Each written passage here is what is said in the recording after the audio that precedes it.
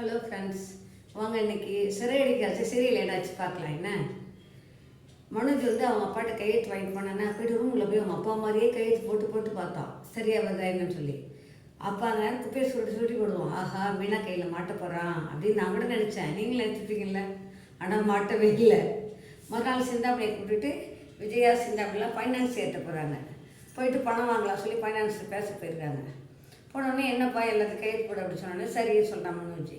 அவங்க அப்பா கையெழுத்து போடணும், அவங்க அம்மா போடுறாங்க போடணுன்ட்டு அவங்க அப்பா கையெழுத்தை இவனே போடுவான் அப்படின்னு சொல்லுவான் விஜயா. ஏதோ கரெக்டாக போட்டால் சரி அப்படின்னு சொல்லி ஃபைனான்ஸர் சொல்லுவான். இவன் அப்படியே தயங்கி இருக்கான். ஃபேனை வாங்கி போடலாங்க, கரண்ட்டு போயிடும். ஐயோ கரண்ட்டு போயிடுச்சு அவசரமான மாதிரி பதைக்குது உள்ளுக்குள்ளே மனோஜுக்கு. சரி இல்லை ஜென்ரேட்டர் போடுறோம் அப்படின்னு சொல்லி போட்டு அப்போ கரண்ட் வந்து சரி கையெழுத்து போட்டுருவோம். போட்டு கொடுத்துட்டு பணம் வாங்கிட்டுருவாங்க. வாங்கிட்டு வெளில வராங்க. இவங்க 3 பேர் வெளில வராங்க. சிந்தாமணி, விஜயா, மனோஜ் 3 பேர் வெளில வராங்க பணம் வாங்கிட்டு. அப்போ சொல்கிறேன் ஃபைனான்ஸியர் உங்களுக்கு 3 மாதம் டைம், அதுக்குள்ளே பணத்தை செட்டில் பண்ணிவிட்டு டாக்குமெண்ட்ஸ் வாங்கிட்டு போயிடணும் அப்படி. சரி நாங்கள் அதுக்குள்ளேயே கொடுத்துருவோம் அப்படின்னு சொல்லி சொல்லுவாங்க. வாங்கிட்டு வெளில வரும்போது தற்செயலாக பூ எடுத்துகிட்டு வருவாங்க தெருவுக்கு மீனா. வரும்போது அவள் கண்ணில் 3 பேர் அங்கே லாஸ்ட்டில் வர்றது பார்த்துருவாங்க. பார்த்து போய் பதுங்கிக்கா போயிட்டு பதுங்கி வரமாட்டேங்கிட்டே இருப்பாள். சரி யார் என்ன பண்ணுறாங்க பார்க்கலாம் அப்படின்னு சொல்லிட்டு 3 பேர் வராங்களா. அதுவும் ஃபைனான்ஸ்காரங்கிட்ட எதுக்கு போயிட்டு வராங்க அப்படின்னு இவ்வளோ சந்தேகமாக இருக்கும். சரி ஒன்றும் சொல்ல மாட்டா, கவனம் போயிடுவாள். இவங்க 3 பேர் காலையில் போயிடுவாங்க. சிந்தாமணி சொல்லுவாள், உங்களுக்கு இவ்வளோ ஃபேவராக நான் பண்ணால எனக்கு கமிஷன் கொடுத்துருக்கணும், நான் ஃப்ரெண்டுக்கு அதெல்லாம் கேட்கல அப்படின்னு சொல்லி சொல்லுவாள். நீ கேட்டாலும் நான் கொடுக்க மாட்டேன் அப்படின்னு சொல்லி விஜயா சொன்னாங்க. அப்படியே பழகணும் அப்படின்னு சொல்லுவாங்க. சரி இப்படி இவங்க இருக்கும்போது சரி காரில் வாங்க விட்டுருன்னு சொல்லி அவங்க கூப்பிட்டு வெளில வந்துடுறாங்க. எப்படியாவது அந்த பார்லர் கையை திறத்தி விட்டால் போதும் அப்படி சொல்லி சொல்லுவாங்க. சரி பரவாயில்ல அப்படின்னு சொல்லிட்டு இவங்க கிளம்பி வருவாங்க. இது நடுவில் இங்கே என்ன நடக்கும், அந்த அட்வொகேட் வீட்டில் மீட்டிங் நடக்கும். ஆப்போசிட் பார்ட்டி அருண், சீதா இவங்கெல்லாம் வருவாங்க. உட்காந்து காம்ப்ரமைஸ் பேசலாம் அப்படின்னு சொல்லி வருவாங்க. அப்போ வந்தோடனே பயங்கர முத்துவை பார்த்தோன்னே கோபமாக இருக்கும் அருணுக்கு. ஏற்கனவே 2 பேரும் காண்டாக இருப்பாங்க. இப்போ சொல்லவா வேணும். செல்வம் பரிதாபமாக வந்து உட்காந்துருப்பான். ஜாமீனில் வந்து உட்காந்துருப்பான்.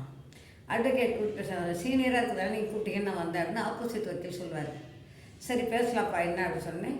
இது மாதிரி இவர் மேலே தப்பே இல்லை, அவங்க செல்ஃபோன் பேசிக்கிட்டே வந்தாங்க, கேமராவில் சிசிடிவியில் பார்த்தோன்னாங்க, அவங்க மேலே தான் தப்பு.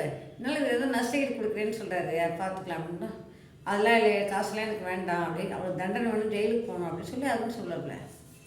தண்டனை பண்ணி போகிறதுனால உங்களுக்கு என்ன பயன் இருக்க போகுது, பாவம் பிள்ளைக்குட்டி வர பழிச்சு போட்டு கொஞ்சம் மனசு வைங்க அப்படின்னு அட்வொகேட் பேசுவான்.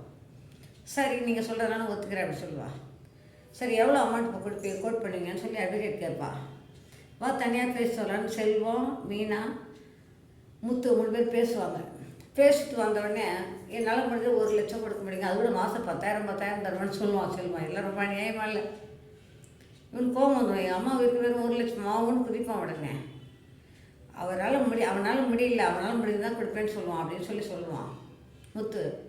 அப்படின்னா ஒன்று செய்ய, காசே எனக்கு 1 ரூபா கூட வேண்டாம், அதுக்கு பதில் எங்கள் அம்மா செத்துட்டாங்கல்ல, அதுக்கு பதில் உங்கள் அப்பா ரோட்டு கூட நிற்க சொல்லு, நான் காரை அடித்து ஏற்றுறேன், உங்கள் அப்பா சாப்பிட்டு அப்படின்னு சொன்னால் முத்துக்கு அவங்க அப்பா சொன்னாலும் எது கோவம் வந்துருமே. அவங்க அம்மா சொன்னால் கூட கொடுத்துக்குவோம், அப்பா சொன்னால் கோவம் வருமே. இவன் சட்டையை பிடிச்சி அடிக்க போயிட்டான். அவனை அமைதியாக இருங்கன்னு சொல்லி இங்கே சொல்கிறாங்க. இது இப்படியே இருக்கா. அங்கே என்னாச்சு, ஸ்ருதி ரெஸ்டாரண்ட்டில் மெனுக்கு சொல்லிக்கிட்டே இருப்பான். அப்போ ஃபுட்டு ஆர்டர் வரும். ரவியை கூட்டி இதெல்லாம் ஆர்டர் வேணும், சீக்கிரம் ரெடி பண்ண அப்படின்னு சொல்லுவான். சரி முத்து வந்து வாங்கிட்டு போவான் ரவி. ரவி வந்து வாங்கிட்டு போகும்போது சீக்கிரம் 1/2 மணி நேரத்தில் வேணும் அப்படின்னு சொல்லுவாங்க. அந்த நேரம் பார்த்து நேற்று ஃபோன் பண்ணுவாள் ரவிக்கு. ஃபோன் பண்ணி என்னை வீடியோ காலில் பாருன்னு சொல்லுவாள். சரி அட்டன் பண்ணி பார்ப்பான். எனக்கு உடனே உன்னை பார்க்கணும் போல இருக்குது, நீ உடனே வா, இல்லைன்னு நான் கையை வெட்டிப்பேன், நான் செத்துரும் தூக்க மாத்திரப்பட்டேன் அப்படின்னு பயமுறுத்துவான். என்னால் வர முடியாது, என் நிலைமை பிடிச்சிங்க அப்படின்னா ஃபோனை கட் பண்ணிடுறேன். சரியான லூஸ் செய்வேன். ஃபோனை கட் பண்ண வேண்டியது, சுவிட்ச் ஆஃப் பண்ண வேண்டியது தானே. நான் வரமாட்டேன், நீ எதுவும் பண்ணிக்காத, எனக்கு வேலை இருக்குது அப்படின்னு கெஞ்சுவான் ரவி. உடனே கையில் நிறைய மாத்திரை எழுதி கையில் வச்சுட்டு எங்கள் வீட்டுக்கு உங்கள் ரெஸ்டாரண்ட்டில் 15 நிமிஷம் நீ வரத்துக்கிட்டே ஒரு மாத்திரையாக நான் போட்டுக்கணும் மாத்திரையை காட்டுவாள். ஐயோ நீ எப்போ போட அதை வர அப்படின்னு சொல்லி பதறிக்கிட்டேவன். கொடுன்னு வேற ஒரு ஆளை கூப்பிட்டு நீ அந்த வேலையை பாருன்னு சொல்லிட்டு ஓடுவாங்க. சுருதி வந்து கேட்பா, ரவி இங்கே வா, எங்கட போகிற அப்படின்னு சொல்லி. வரேன் அப்படின்னு சொல்லிட்டு போயிடுவான். அப்போ அந்த கேட்பான் அந்த வேலைக்காரன்ட்டு, எங்கே போகிறாரு அவருன்னு. யாரோ நீத்தும் ஒரு அம்மா வீடியோ காலில் பேசினா உடனே ஓடுறாரு அப்படின்னு சொல்லி. இவளுக்கா கோபமாக இருக்குது. போய் நேரடியாக போய் அங்கே லெஃப்ட் ரைட்டு வாங்குவாளா இல்லை அவன் திரும்பி அங்கே போய் அவனா 2 சாப்பிட்டு தெரியல. முத்துவோட கதை என்னாச்சு இல்லை, நாளைக்கு பார்க்கலாம். பாய்.